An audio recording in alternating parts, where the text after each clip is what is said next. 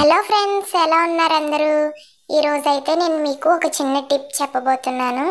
ABC juice నార్మల్గా చాలామంది తాగటానికి ఇష్టపడరు. ఏంటి ఏబీసీ జ్యూస్ అంటుంది, యాపిల్ ఎక్కడా అని చూస్తున్నారా?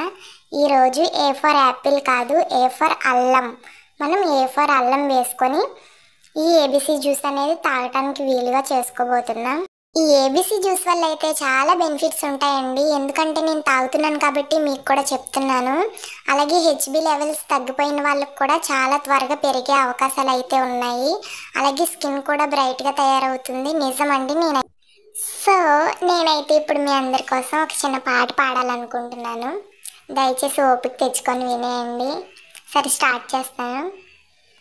తెలుసునా తెలుసునా మనసుకి తొలి కదలిక, అడగనా అడగనా అతడిని మెల్లమెల్లగా, నమ్ముతాడో నమ్మడో అని తేల్చుకోలేక, నవ్వుతాడో ఏమిటో అని బయటపడలేక, ఎలా ఎలా దాచి ఉంచేది, ఎలా ఎలా దీన్ని ఆపేది.